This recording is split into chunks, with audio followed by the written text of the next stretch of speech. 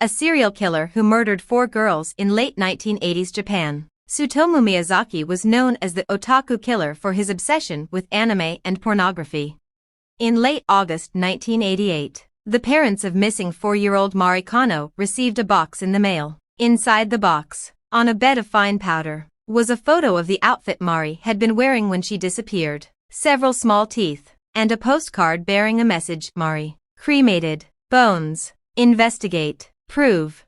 This horrifying box of clues would be one of several that tortured families around Tokyo, Japan would receive as they searched for their young children. But these girls would never return home, as they had fallen victim to the twisted mind of Tsutomu Miyazaki, the Otaku Murderer.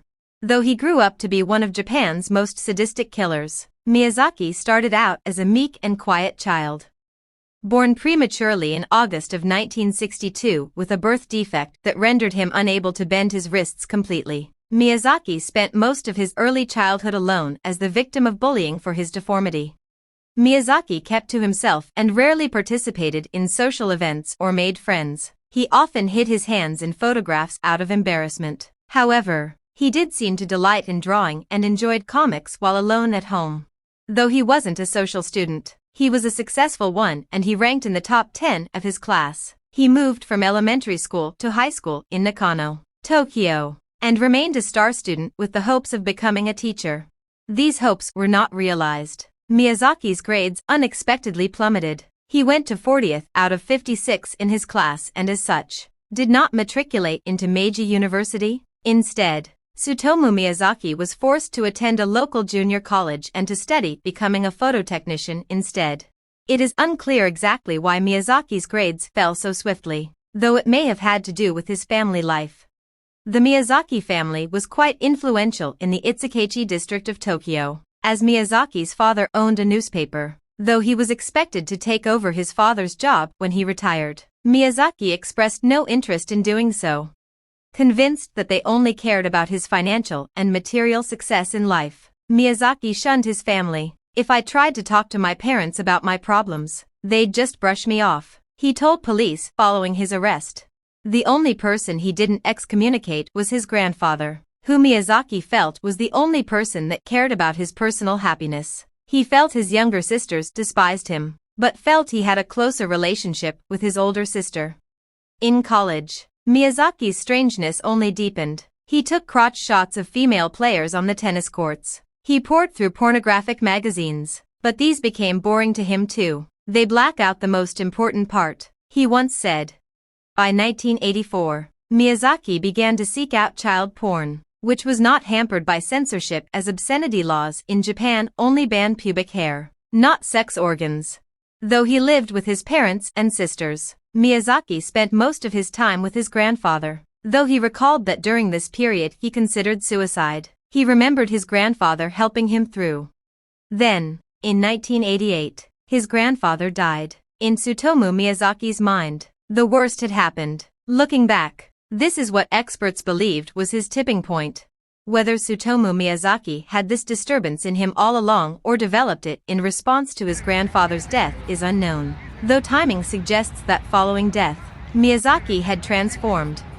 Family members saw a change in him almost immediately. They reported that he'd begun spying on his little sisters while they showered, then attacked them when they confronted him. At one point, he even attacked his mother.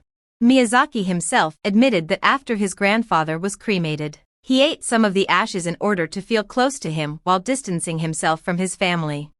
I felt all alone, Miyazaki reported after his arrest, and whenever I saw a little girl playing on her own, it was almost like seeing myself. The worst was yet to come. In August of 1988, just one day after his 26th birthday, Tsutomu Miyazaki abducted 4-year-old Mari Kano. According to Tsutomu Miyazaki, he simply approached her outside, led her back to his car, then drove off. He drove her to a wooded area west of Tokyo and parked the car under a bridge where it couldn't be seen by passers-by. For half an hour, the two waited in the car. Then, Miyazaki murdered the young girl, stripped her of her clothes, and raped her. He carefully undressed her, left her naked body in the woods, returned home with her clothing. For several weeks he let the body decompose in the woods, checking on it periodically. Eventually, He removed her hands and feet and kept them in his closet. Miyazaki then called her family. He breathed heavily into phone and otherwise didn't speak. If the family didn't answer, he called until he got a response. In the weeks following the young girl's disappearance, he also sent the family the aforementioned box of evidence with the ominous note. In October 1988, Miyazaki abducted a second little girl. His second victim was 7-year-old Masami Yoshizawa, who Miyazaki spotted walking home along the road. He offered her a ride, and then, just as he had with Mari Kano, drove her to a secluded wood and killed her. Again, he sexually assaulted the corpse and left it naked in the woods while he took the victim's clothing with him. By this time, panic had set in among the parents of little girls in Saitama Prefecture. The kidnapper and would-be serial killer had been named the Otaku Killer or Otaku Murderer, and his crimes the little girl murders. Within the next 8 months, the murderer would escalate as 2 more children would go missing, both young girls, and both in the same manner. 4-year-old Erika Namba was abducted, like Yoshizawa, while walking home along the road. This time, however, Miyazaki forced her into the car, and to take off her own clothes in the back seat. Tsutomu Miyazaki took photos of her, murdered her, and then tied her hands and feet, straying violently from his usual MO. Rather than leave her body at the murder scene, he put her in the trunk of his car under a bedsheet. Then, he dumped her body unceremoniously in a parking lot and her clothes nearby in a wood.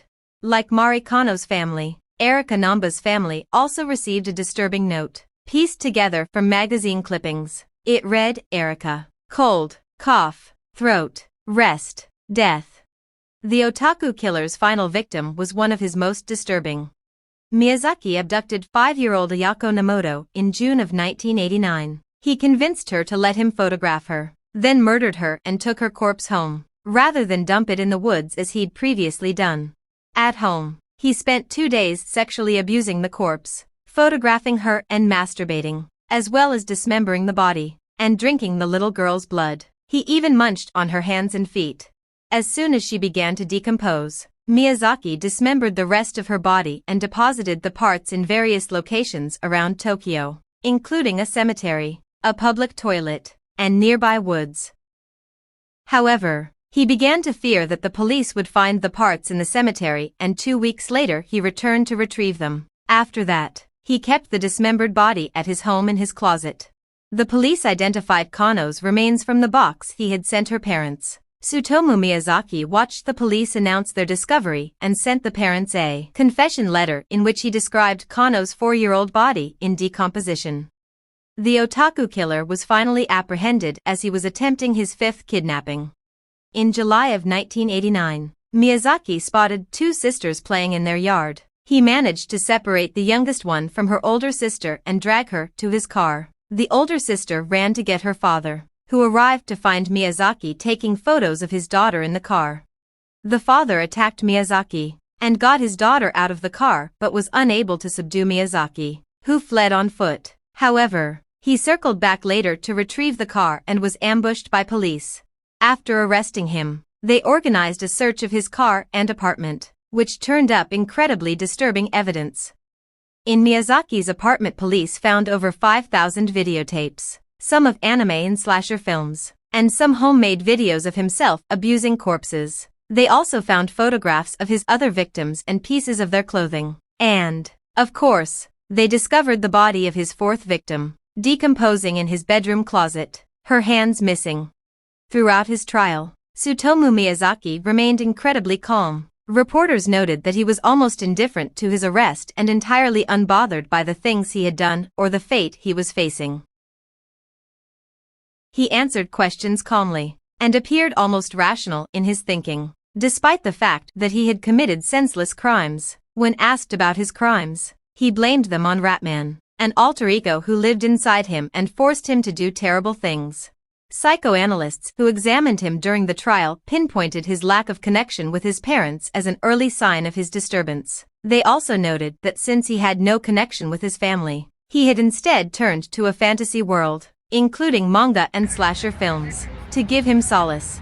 Meanwhile, his parents publicly disowned him and his father refused to pay for his son's legal fees. He would later commit suicide in 1994.